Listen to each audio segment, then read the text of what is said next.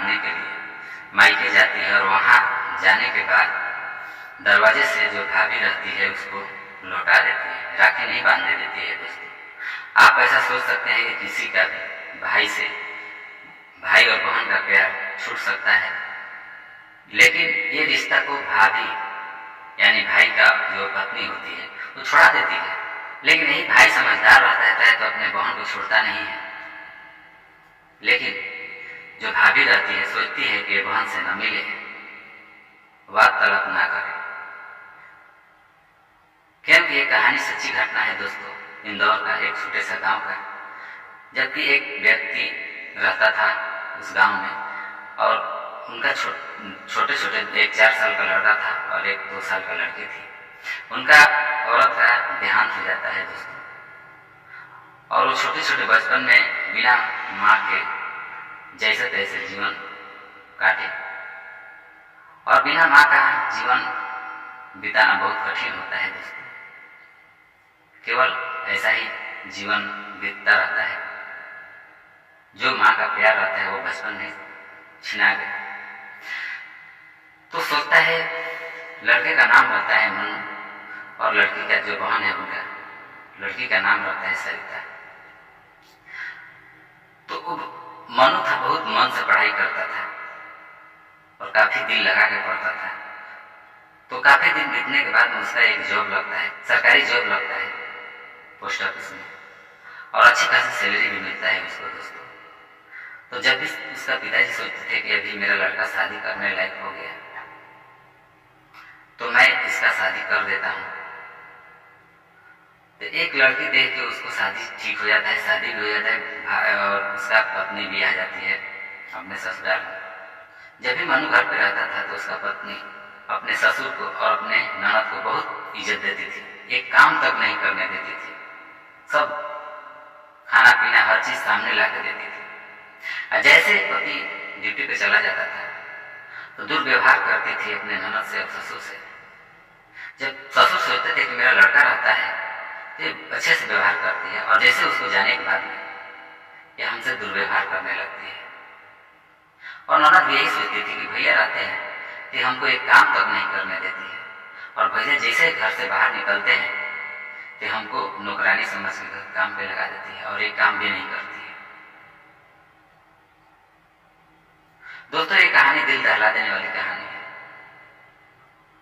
इस कहानी को जरूर सुनिएगा। सामाजिक कहानी है, आपको दिल छू देने वाली कहानी है दोस्तों। तो जब भी कुछ समय बीतता है दोस्तों तो सरिता भी सयान हो जाती है। तो उसका पिताजी सोचते हैं कि चलो मेरा लड़की भी सयान हो गई थी, इसका भी शादी विवाह कर देते हैं। तो सरिता को भी शादी हो जाता है और वो अपने ससुराल चली जाती है।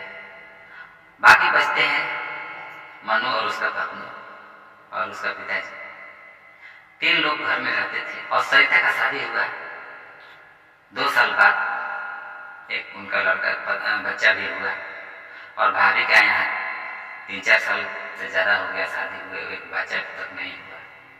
तो इसका भाभी का और जलन होने लगा, उसका कम समय में शादी हुआ और बच्चा भी हो गया, और मेरा इतना साल हो गया और अभी तक बच्चा भी नहीं हुआ। तो उससे बहुत जल्दी थी अपने ननद से।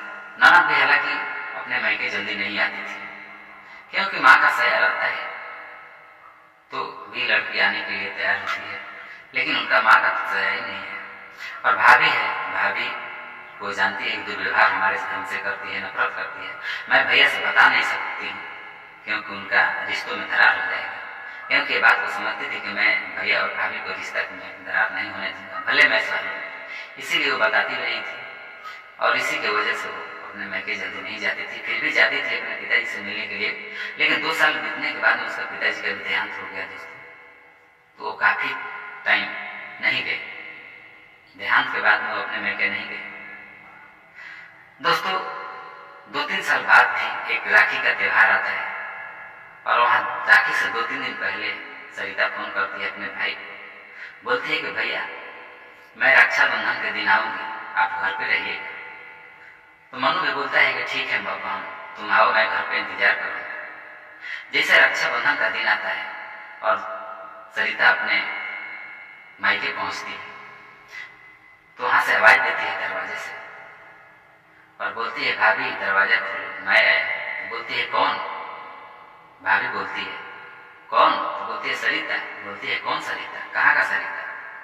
तो बोलती है कि भाभी नहीं पहचान रही हो, मैं आपका ननद। बोलती है कि कौन ननद? कहाँ का ननद? ऐसे हजारों आते हैं और भीख मांग के चले जाते हैं, आज कुछ देने वाला नहीं हूं, तुम ऐसा ही चले जाओ। लेकिन बोलती है कि नहीं भाभी, मैं रियल में आपका ननद बोल रही आई हूँ भैया को राखी बांधने के लिए। बोलती है, कैसा भैया? कहाँ का भैया? यहाँ कोई नहीं है, तुम जाओ। और ये सब बातें आस पड़ोस के लोग सुन रहे थे और सरिता वहां से रोक चली गई अपने ससुराल, क्योंकि उसका पति का भी तबीयत खराब रहता था। उसका पति प्राइवेट कंपनी में जॉब करता था, तबीयत खराब के कारण वो जॉब भी छोड़ दिया। क्योंकि राखी बांधने गई तो जैसे तैसे पैसा जुटा के राखी बांधने के लिए गई, क्योंकि उसके पास पैसा नहीं था दोस्तों। फिर भी उसका भाभी उससे दुर्व्यवहार करती है। वहां से निराशा होकर अपने घर पे चली जाती है, अपने पति के पास पूरी कहानी बता के रोने लगती है। इसी बीच में उसका भाई घर पे आता है, गई है, क्योंकि उसका भी भाई आने वाला था राखी बंधवाने के लिए, तो राखी लेने गई थी। तो मनु सोचता था कि मेरी बहन बोली थी, आई नहीं, क्या बात है। तो एक पड़ोसी छुप छुपा के अभिमन्यु के पास जाता है और बोलता है पूरी कहानी, अपनी बहन के बारे में बताता है, उसकी बहन के बारे में बताता है पूरी कहानी।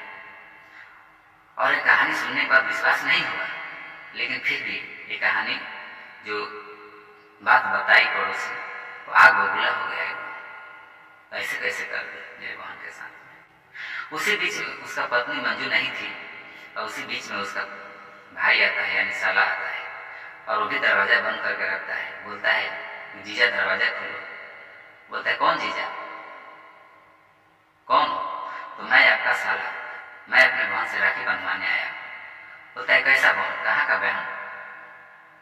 बोलता है, कैसे आप बात कर रहे हैं, हमको नहीं पहचान रहे हैं तुम? अभिमन्यु बोलता है कि नहीं, मैं तुमको नहीं पहचान रहा।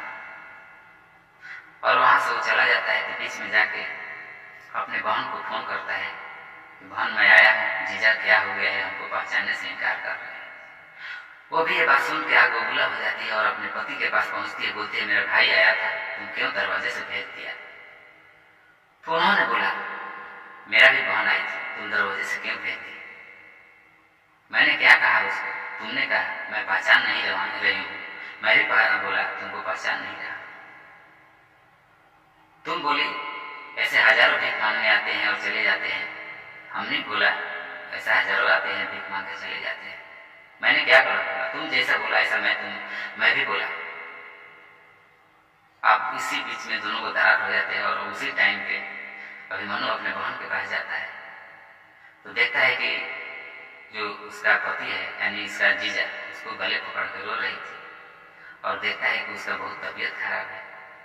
और ये चीज अपने बहन को बोलता है कि बहन तुमने फोन करके तो बता दिया होता कि भाभी तुम्हारे साथ ऐसा की है।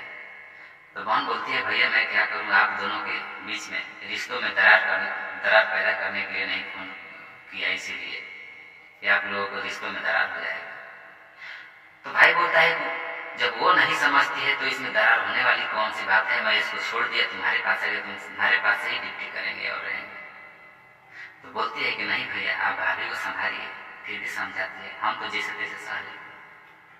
लेकिन भाई बोलता है कि तुमने जीजा की तबीयत खराब है, अभी तक बोले नहीं हमसे, कम से कम बता तो दिया करो तबीयत खराब है। ये देख के अभिमन्यु है वो अपने जीजा को, यानी उसका पति को हॉस्पिटल में भर्ती करके तबीयत खराब करता है, भर्ती करके तबीयत ठीक कराता है। उसके बाद में वहां से निकलता है और ड्यूटी जाता है और फिर वापस होने चला जाता है।